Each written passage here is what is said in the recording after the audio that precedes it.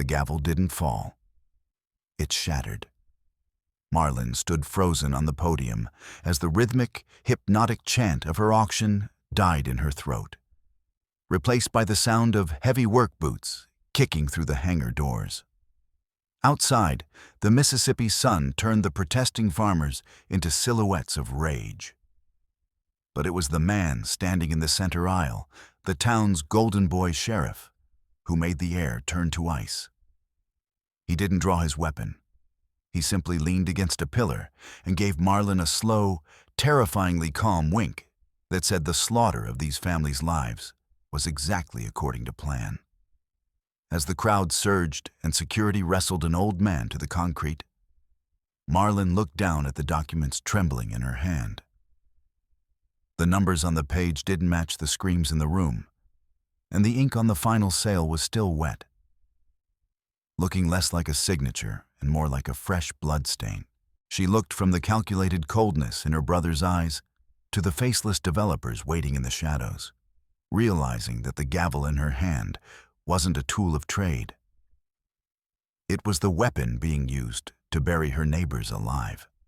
The auctioneer's gavel hovered over the podium, its polished wood catching the flicker of fluorescent lights. Marlin's fingers twitched just once before she brought it down with a sharp crack. The sound sliced through the hum of voices, and the room snapped to attention.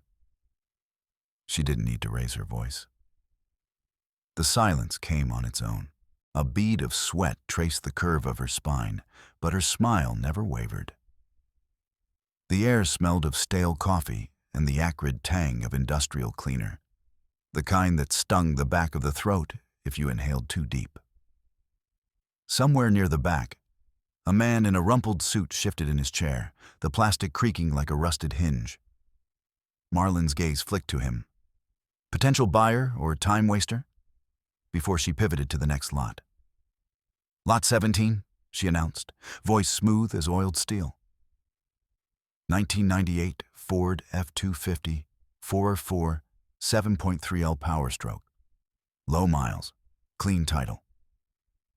Her fingers danced over the keys of the laptop embedded in the podium, and the screen behind her flared to life. A grainy photo of the truck, its chrome bumper gleaming under the dealer's lot lights. Who'll start me at 8? A hand shot up near the front.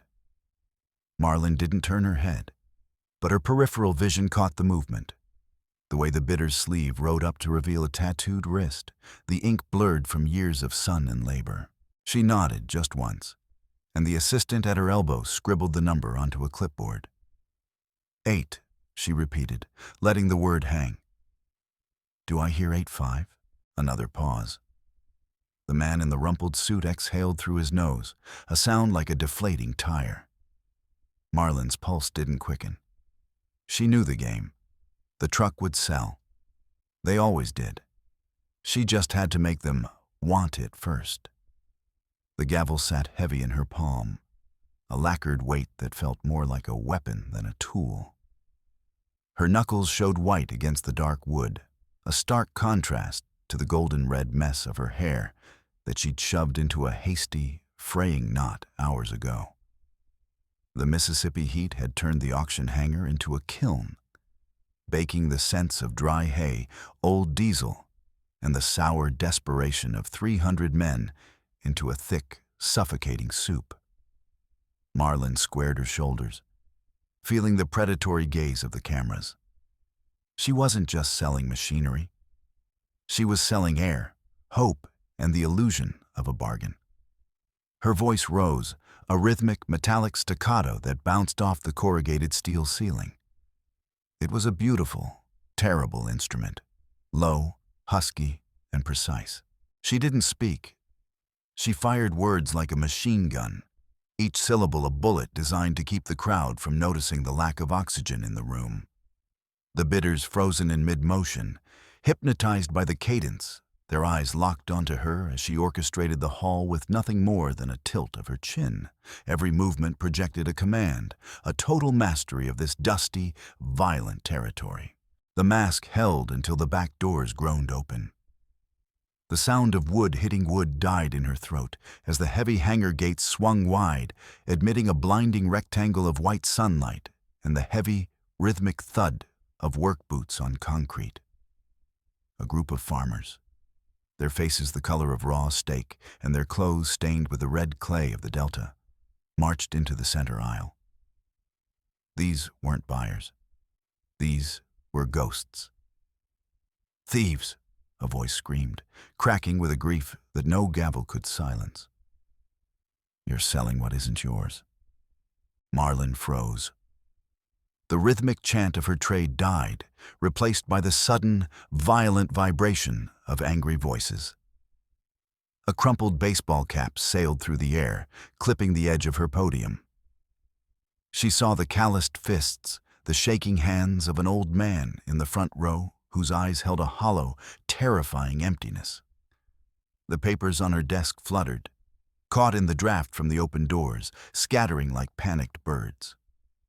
Security guards moved in, their boots squeaking against the floor as they tried to push back the tide of ruined men. The air turned acrid with the smell of a brewing riot. Then, the shadow fell across the threshold. Wade Hargrove stepped into the light, his silhouette expanding until it seemed to swallow the entire doorway. The sun caught the silver star on his chest, a flash of authority that made the room go cold. He didn't draw his weapon. He didn't have to.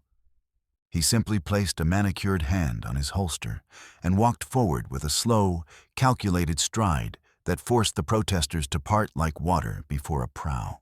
The silence that followed was heavier than the noise. Wade's gaze swept the room, cold, blue, and utterly devoid of empathy. He stopped at the edge of the stage and looked up at Marlin. A small, almost imperceptible wink. "Continue." Marlin's throat felt like it was filled with glass, but she forced the steel back into her tone. She didn't look at the men being dragged out. She didn't look at the weeping old man. She focused on the screen, on the cold numbers, on the next lot. The auction resumed, the rhythm of her voice acting as a shield against the reality of what was happening. With Wade standing post against the wall, his presence a silent promise of violence, her heart eventually slowed its frantic drumming. "Sold," she barked, the gavel hitting the block 3 times. The sound felt like a gunshot. 3 massive tracts of prime Delta soil, land that had belonged to the Miller, Madison, and Carter families for 4 generations, had just been liquidated. Marlin stared at the final figures on her monitor. They weren't even half of the market value. Her fingers trembled as she signed the protocols, the black ink looking like fresh blood on the sterile white paper. Across the room, a man in a charcoal suit, a representative for some faceless development group, nodded to her, a smirk playing on his thin lips. He hadn't fought for the land. He hadn't even broken a sweat. He'd simply waited for the inevitable. Marlin pushed the documents away, a hollowness opening in her chest. She had just presided over the death of a community, and she had done it with a smile. As the crowd began to filter out, Marlin gathered her folders, her movements jerky and uncoordinated. Out of the corner of her eye, she saw Wade. He wasn't arresting anyone now. He was standing with the developer, his arm draped over the man's shoulder in a gesture of practiced camaraderie. They were laughing, a short, sharp sound that echoed in the emptying hangar. Wade shook the man's hand, his fingers lingering just a second too long. A silent confirmation of a deal struck in the dark. The chill that swept over Marlin had nothing to do with the industrial fans.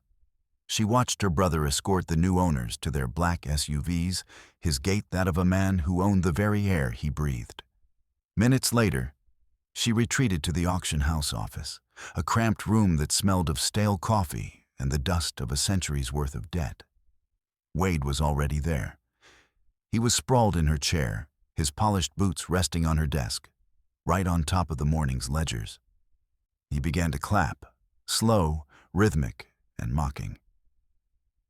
"Hell of a show, Mar," he said, his voice a low, pleasant rumble that never quite reached his eyes. "You really know how to keep the cattle in line. Didn't ruin the mood one bit." He stood up, towering over her, and reached out to pat her cheek. The scent of his expensive cologne, something with notes of sandalwood and gunpowder, clogged her senses. "You did good," he whispered. "The men handle the heavy lifting, and you just keep the numbers moving. That's the Hargrove way, isn't it?" He sauntered out before she could find her tongue, leaving her standing in the shadow of his memory. Marlin's hands curled into fists. The Hargrove way.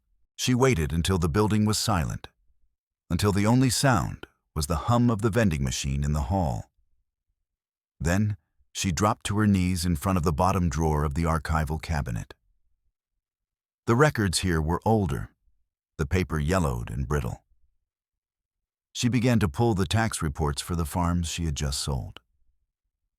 The first thing she noticed was the whiteout. Under the harsh glow of the desk lamp, she saw where the original figures had been scraped away and replaced with higher, more predatory sums. Her fingers traced the corrections. She pulled out a calculator, her breath hitching as she ran the numbers. The math was a massacre. Someone had manually added penalties, interest, and administrative fees that doubled the debt overnight. These families hadn't been behind on their taxes. They had been buried under a mountain of fabricated lies. She needed to know if it was just the math. She needed to know about the notices. The drive to the Madison farm was a blur of gray asphalt and encroaching darkness. She found Laura Madison sitting on a rusted bucket in the middle of a barren pen, staring at the horizon where the sun was drowning in a sea of purple clouds.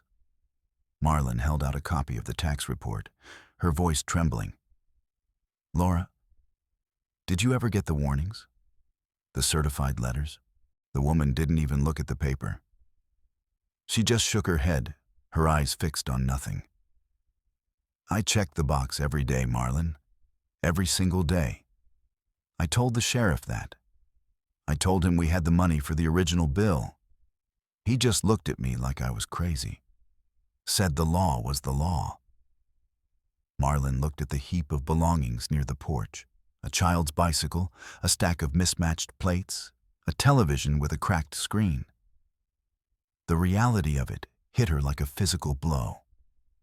The law hadn't been followed. It had been used as a garrote.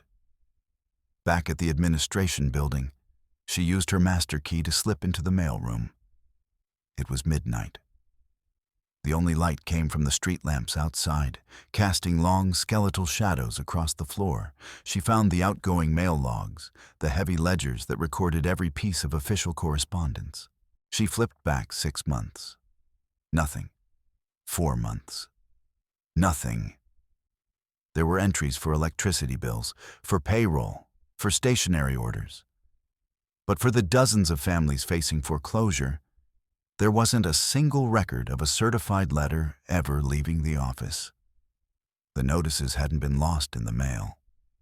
They had never existed. Marlin closed the ledger with a heavy thud, the dust rising in a choking cloud. She felt like she was standing on the edge of a great, dark hole, and the only person holding the rope was her brother. She spent the rest of the night on her bedroom floor, surrounded by a mosaic of documents. She compared the dates of the land seizures with the entries in Wade's personal calendar, a leather-bound book she'd swiped from his truck weeks ago and hidden. The pattern was undeniable. Before every foreclosure, Wade had private dinners with the developers. He wasn't just enforcing the law, he was the architect of the theft. He was targeting the land closest to the proposed highway expansion, clearing the path for his partners and taking his cut of the blood money. The final piece of the puzzle lay in Wade's office safe. She knew the code, their mother's birthday. The tumblers clicked with a sickening finality. Inside, nestled among his service medals and a spare Glock, was a blue folder. She pulled it out and felt the air leave her lungs. These were the original, untampered tax reports, signed by the inspectors. And there, in the margins, was Wade's handwriting. Detailed instructions on how much to add, which families to break first. "What are you doing, Marlin?" The voice was like a razor across her skin. She didn't turn around. She didn't have to. The smell of his cologne already filled the room. Marlin didn't wait for the sun to rise before she was at Judge Miller's door. The old man looked frail in his silk robe, his eyes darting to the street as he ushered her into a study that smelled of beeswax and ancient secrets. She slammed the blue folder onto his desk, her voice a frantic, jagged whisper. "Look at the signatures, Henry. Look at the handwriting. My brother is stealing this county acre by acre." Miller didn't look. He pushed the folder away as if it were a coiled viper. "Marlin, go home. Burn those papers. Forget you ever saw them." "I can't forget. People are losing everything." "And you'll lose your life," Miller hissed, grabbing her arm. His palm was slick with cold sweat. "Wade isn't just the sheriff. He's the man who decides who stays in this town and who disappears. The law doesn't live here anymore. Wade does." She fled the house, the taste of copper in her mouth. She tried the newspaper next, pulling over at a payphone to call the county vestige. But when the line picked up, there were no rings. Just a series of metallic clicks, followed by the sound of heavy, rhythmic breathing. "Hello?" she shouted. "Is anyone there?" A dry, rasping laugh echoed through the receiver, a sound like dead leaves skittering over a grave. She slammed the phone back onto the hook, her heart hammering against her ribs. They were watching the lines. They were watching her. The drive home took her through the dense pine stands of the North Road. The forest was a wall of black, the trees pressing in on the narrow asphalt. In her rearview mirror, 2 points of light appeared. They were high, wide, and blinding. A heavy black pickup truck surged forward, its grille filling her vision. Marlin floored it, her old sedan groaning as the needle climbed. The first hit was a dull, bone-jarring thud against her rear bumper. The car fishtailed, the tires screaming as they caught the gravel on the shoulder. "You bastard," she hissed, gripping the wheel until her knuckles bled. The truck hit her again, harder this time, the sound of grinding metal shrieking through the night. It was trying to push her toward the ravine, a jagged drop-off where the road curved sharply over the creek. She saw the black radiator grill in her side window, a wall of steel closing in. At the last possible second, she slammed on the brakes. The pickup, committed to the ram, roared past her with a scream of a turbocharged engine. It missed her front fender by an inch, its tires losing purchase on the soft pine needles.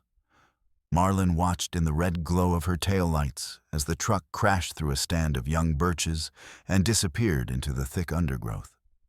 She didn't stop to check for survivors. She drove until the engine smoked. She didn't go home. She went back to the lion's den. Scaling the window of the sheriff's office supply room was a feat of desperate adrenaline. The air inside was cold and smelled of gun oil. She moved like a ghost, her socks silent on the linoleum. She reached Wade's office, her fingers flying over the safe's dial. Click. She grabbed the remaining cadastral files, the original deeds, the evidence of his sins. She had them. She was turning to the window when the lights flickered on. Wade was leaning against the doorframe, tossing his car keys in the air. He looked bored. "You always were the stubborn one, Mar. Dad said you didn't know when to quit." I guess he was right. He didn't reach for his gun. He just walked toward her, his shadow stretching across the floor like a shroud. Marlin backed away, hitting the desk. I have the papers, Wade. I know everything. You have paper, he corrected, his voice a low, terrifying purr. He reached out and effortlessly plucked the files from her hands. And paper burns. He dropped the documents into a crystal ashtray on the desk and flicked a gold lighter. Marlin watched, paralyzed, as the blue flames licked the edges of the evidence, turning the truth into gray, weightless flakes of ash. The smoke was thick and bitter. There, Wade said, stirring the embers with a pen. Now you're just a girl with a vivid imagination and a history of, what shall we call it? Nervous instability? He lunged forward, his hand catching her shoulder and slamming her against the wall. His fingers dug into her muscle like iron talons. I already have the commitment papers signed, Marlin. A quiet room in the county ward. Heavy sedation. You'll be so comfortable you'll forget your own name. He dragged her out of the office and into the night, throwing her into the back of his cruiser. He didn't take her to the ward, though. Not yet. He took her home. The living room was a stage. Her parents sat on the sofa, their faces etched with a confused, agonizing worry. Wade stood over her, his hand resting gently on her shoulder, his voice thick with a fake, oily compassion. I found her in the woods, Mom. She was talking to herself, screaming about conspiracies. I think the stress finally broke her. I'm not crazy, Marlin shrieked, but her voice sounded ragged, desperate, exactly how Wade wanted it to sound. See? Wade whispered, looking at their father. She needs help, professional help. I'll keep her here tonight, make sure she doesn't hurt herself, and we'll take her in tomorrow. He led her upstairs, his grip never wavering. He pushed her into her bedroom and stripped her of her bag, her phone, and her car keys. Sleep well, little sister, he said, stepping back into the hall. The fair starts tomorrow. I'm being named Man of the Year. It would be a shame if you missed the ceremony. The door slammed shut, and she heard the heavy slide of a deadbolt being installed on the outside of the frame. The silence of the house was a physical weight. Marlin sat on the edge of her bed, watching the moon crawl across the sky. Below her window, she could hear the rhythmic pacing of a deputy. Wade wasn't taking chances. She looked at her bed sheets. They were old, thick cotton. Tearing them into strips was a slow, agonizing process. She tied the knots with the precision of a woman who had spent her life tightening the noose of a sail. She moved the heavy oak dresser in front of the door, not to keep them out, but to muffle the sound of her escape.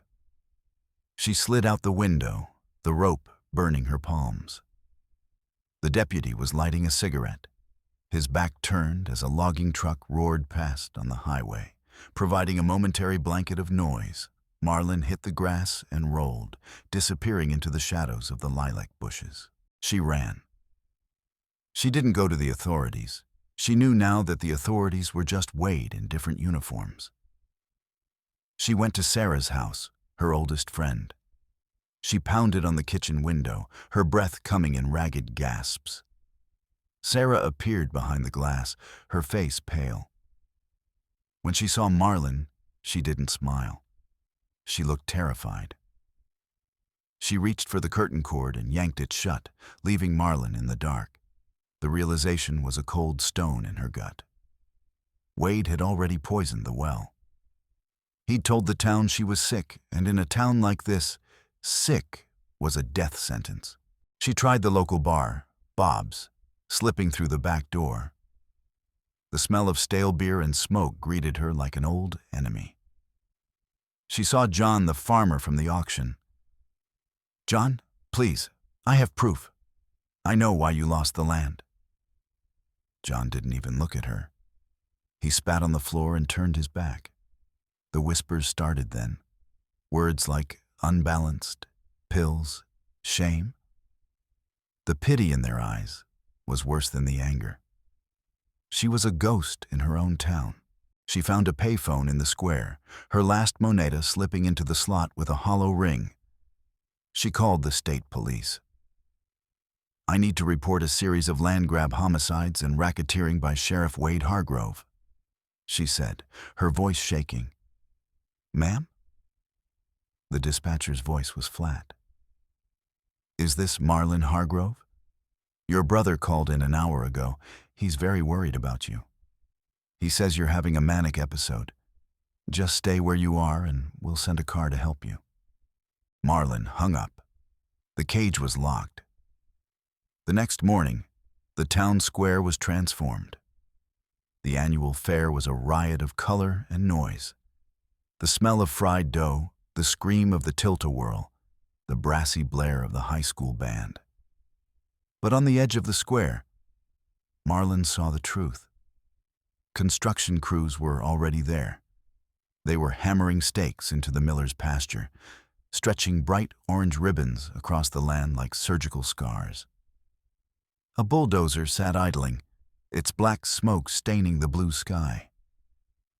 It was happening. She needed to get to the stage.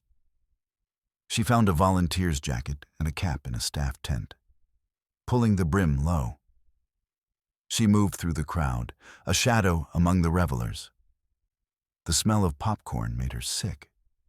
She saw the deputies everywhere, their eyes scanning for a red-haired woman with a look of frantic purpose.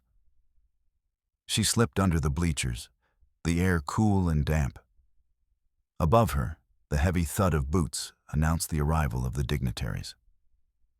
She found a gap in the velvet curtain and saw him, Wade. He was standing in front of a mirror, adjusting his tie. He looked magnificent. He looked like the hero they all wanted him to be. He was practicing his speech, his voice a low, resonant rumble of community and progress. Marlin moved toward the stairs, but her boot caught a metal equipment trunk. The clang was deafening.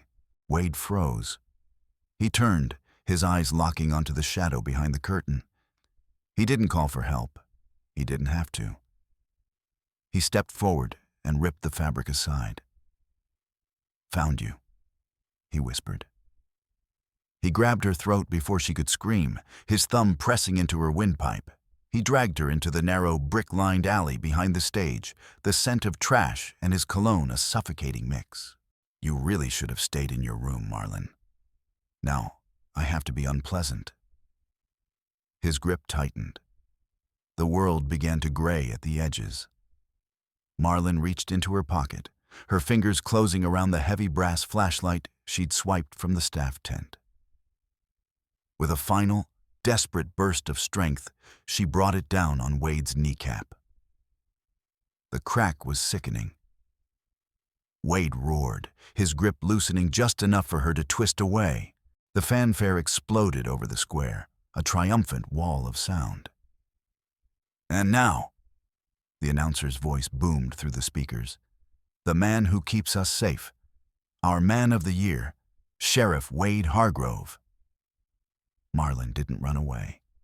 She ran toward the light. She burst through the curtain just as the announcer stepped back. The spotlights were a physical blow, a wall of white heat that turned the thousands of faces in the square into a single, blurred entity. Marlin didn't stop. She sprinted to the center of the stage, her boots thundering on the plywood. The announcer reached for the microphone, but Marlin was faster. She wrenched the cold metal from his hand, the feedback a piercing shriek that made the front row flinch. She didn't look at the crowd. She looked at the internal clock that had governed her life since she was 12. She felt the rhythm of the auction take over. Not the fake, polished version, but the raw, primal heartbeat of the trade. "Lot number 1, she screamed, her voice amplified to a godlike roar by the stadium speakers. "The Miller Farm, stolen on the 14th of June, document number 884 Bravo, sold for a bribe of $50,000 paid into a Cayman's account." The crowd froze. The high school band stopped mid-note. Lot number 2. Marlin's voice was a rhythmic blur, a machine gun of facts. The Madison tract, falsified tax penalties of $12,000, added by the hand of your man of the year. She saw Wade limping onto the stage, his face a mask of purple rage.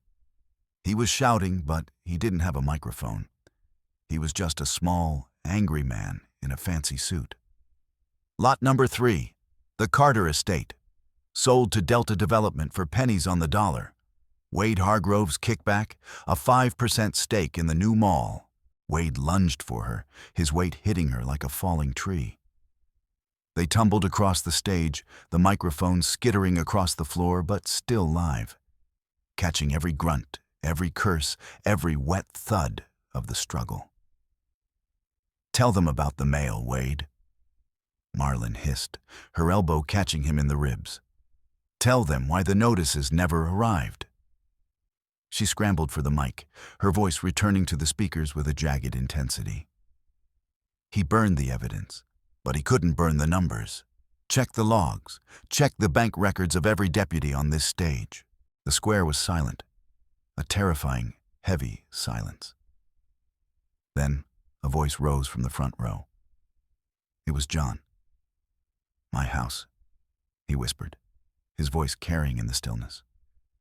"You did that to my house?" Wade stood up, smoothing his jacket, his face trying to regain its composure. "She's sick, folks. You know she's sick. Someone get her off the stage." But the deputies didn't move. They were looking at the giant LED screens flanking the stage. The cameras, operated by local kids who knew the truth, had zoomed in. They weren't showing the crowd. They were showing Wade.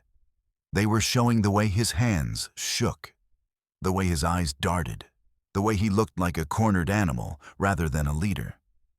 And then, the sirens. Not the local cruisers. These were the deep, mournful wails of the State Bureau. They had seen the broadcast. The truth, once spoken into a microphone in a town this small, was impossible to take back. 2 men in dark suits ascended the stairs. They didn't look at Marlin. They walked straight to Wade. The sound of the handcuffs was the loudest thing Marlin had ever heard. A sharp, metallic snick that signaled the end of a dynasty. Wade didn't fight them. He just looked at Marlin, his eyes full of a cold, dead hatred that she knew would haunt her for the rest of her life. As they led him down the stairs, the crowd didn't cheer. They just watched in a grim, heavy silence. The silence of a people realizing they had been accomplices in their own destruction. Marlin stood at the edge of the stage, the microphone heavy in her hand. The lights were still on her, but she didn't feel like a performer anymore. She felt like a person who had finally, for the first time, said no.